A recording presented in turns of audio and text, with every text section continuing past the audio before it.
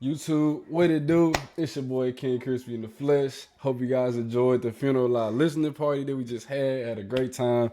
And I'm here with one of the main men that have been a big part of this album, big part of the production recently for DC. He's produced over 10 songs, including Umbrella, 12 AM, Intuition, Fight or Flight, all them good songs. My boy, who I've known since way back before the Come As You Are era, my boy Cior. How you doing, my boy? Shit, I'm chilling, living, cooking, same shit. I feel you. How's it feel now having the album, finna drop, and all that stuff, and just seeing all your hard work being put on display for everybody? That shit is insane. It's like, yeah, we've been working on this shit for a minute. Like, we're in the when we were in the studio on tour, like that the album you played for me then was like a lot different from what we got now. So we definitely put like all the long wait is like super worth it. It's not no bullshit for sure. Yeah. Can I ask when that was? Like when he like previewed all that stuff? Um, so he was in Philly touring. Um, he was here in November, early November. We had a session like the next night, and even just the version he played for me then, I was like, bro, yeah, this is some shit that's gonna blow him away for sure. But like ever since then, it's just like we've upgraded it and just made it to the best we know it could be. And I think it's worth the wait, personally. Yeah. I agree, bro. I agree. So go ahead and get into these questions. We're gonna have a fan question at the end too. It's pretty funny. It'll be the community will know what it is. But like I said, I didn't seen you really come up from the Come As You Are days, the pre Come As You Are days when you were like starting to produce and all that stuff, and you were telling me like, you want to produce for DC someday. Look at you now. Your sound is completely different. Because you sent me all them early beats and all that stuff. Your sound is completely different from how it was back then, and it's way more refined and way more enhanced. So, you tell me, how's this journey been from you, starting off like that and producing years ago? How's this journey been coming into who you are now as like a full-fledged real producer, producing for all these real artists? It's definitely like crazy to look back on because even when I first met you, that was like, I don't even know, June, July. I started producing of like May of that same year. So like you really heard what I was on from the like literally beginning. And I don't know, my sound just evolved through just collabs with different producers and ultimately working with DC. That's definitely like he's changed my sound a lot because a lot of the stuff we make now is ideas from him that he'll text to me, and that's definitely like made me look at how I make beats way different for sure. Yeah. So this whole process of funeral has been like, it's been interesting, huh? Like, what's that's been like? Um, it's different. Literally, like I, all the songs that I have on there, most of them have like pretty good stories to them. Um, but we're definitely like on some completely different shit from this last album. Like just sounds that you've never heard from him before, and it was definitely like crazy to help him like find that sound and experiment with him because that's like what I want to do with artists. Yeah. Yeah, no, I definitely agree that DC sound is completely different from my own worst enemy, and you have a huge part to play in that.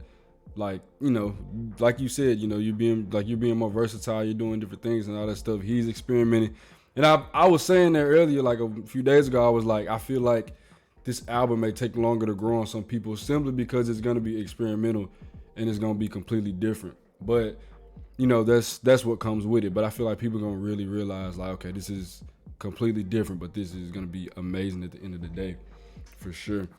But I wanted to ask you because like I said, we talked basically. The topic is just your journey getting to this point, to funeral. So like, what's if you can give me like one important thing that you think you've learned along this journey growing for these past few years? Um, one thing I've learned, but I'm still working on, would definitely be simplicity. Like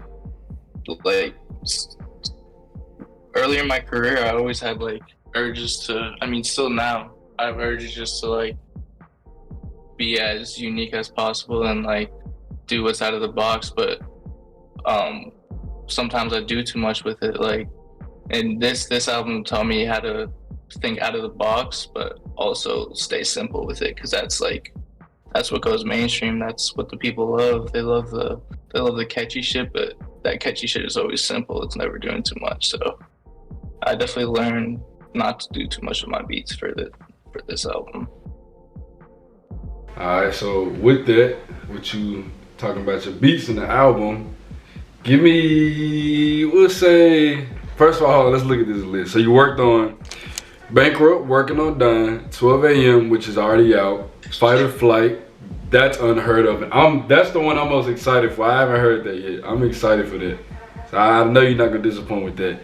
Intuition, that's a little smooth beat. You Forgot About Me, haven't heard that one. Used to Be Me.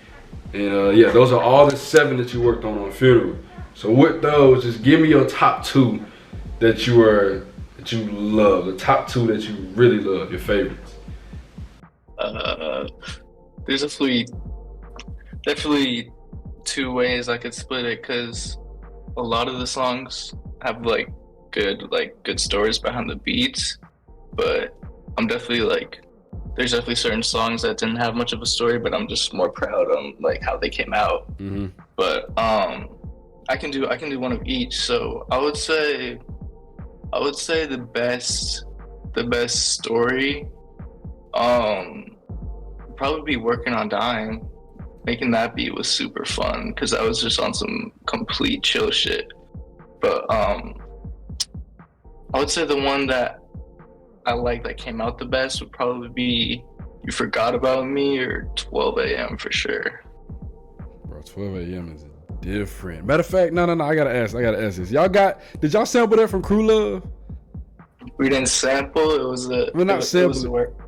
Wait, what'd you say? It was a reference song. It was a reference song for sure. Okay. I figured. It was inspired. Yeah, I figured. That snippet had. You said what? That DC is definitely right. That one.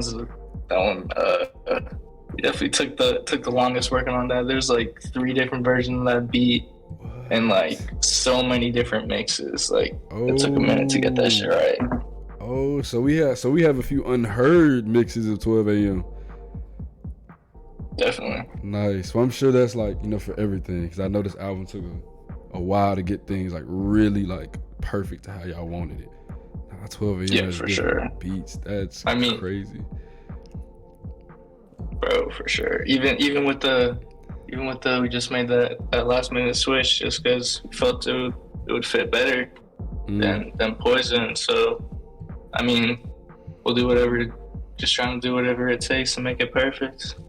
Yeah, and I'm glad y'all did that last minute switch, because we've heard Poison since forever, and Poison's a beautiful song, but I really feel like one more unheard song with a finishing touch that was perfect. And I'm glad you got to add one more song produced by you on the album. So yeah, that's always good for me. That's always sick. But yeah, I'm excited to hear Working on Dying. That snippet's crazy. You talking about that some chill shit, bro? No, Cior, that is insane. Nah, bro, it's just a story of how we made it. It was like on the most chill shit. Like we weren't. I mean, we were turned up making it, obviously, because I'll tell it. So I was in LA last summer for like a week. I was staying in the Outlaw crib, and Tilly had pulled up, and that was the first time I met Tilly. And we were like, bro, we immediately had to get to cooking. So we started cooking. We made one, and then the second one we made, that shit was just on the most collab shit, chill shit. Like we didn't even expect anything to come out of that. That shit was crazy. Yeah, y'all didn't think anything of it. Yeah, y'all was making shit. That's literally just us making shit. And y'all was just like, hold on, this shit kind of hard. All right, bro. Yeah, not for me. Even after we made the beat, I was like, yeah, this shit is cool, but and then we heard DC fuck with it, and then we got the song back, and we're like, yeah, that's definitely one of the ones. I'm so glad they made the album, bro. Cannot wait to hear that one. Cannot wait to hear that one. All right, so It's a good one. yes. Now I do want to ask this, and you may not know, but going from friends to working on Dying, like that was all in the plans, like because that's such a crazy transition from something kind of calm as friends, and then you just flip a switch, and now you just going on some insane shit to working on Dying. I mean, I think friends to working on Dying is just like the biggest difference, to be honest, because there's so many switches of genres and vibes that I think friends working on Dying is just the biggest difference. But I don't know. I wasn't super big in that decision, like the track list too. But like I don't know. I think keeping people on their toes and like having that shit come out of nowhere, that just makes a song hit a lot better. Yeah, it does. It keeps people on their toes for sure. Crazy transition, from something like that to working on Dying. Now, what we're gonna do is we're gonna get to 2 fan questions I have, and one of them, like we already talked about it beforehand, but the community is tired of waiting and they need to know, so we're gonna say that for the last one. First one, a fan asked, "What was your funniest moment working with DC, if you have one?"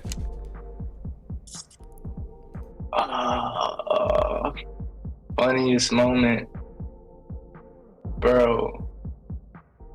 I don't know. One of them that sticks out to me, would definitely be electronics. I remember sending him that beat one night, and then this fool called me at like I had like just woke up. That shit, it was like 7:30 a.m. He was just like blasting that shit, and nobody was up. He showed me fucking literally asleep on the couch. That shit was so funny, but we were just like turning up to electronics because he had just made that shit. Yeah, that shit was so funny. Nah, that's funny.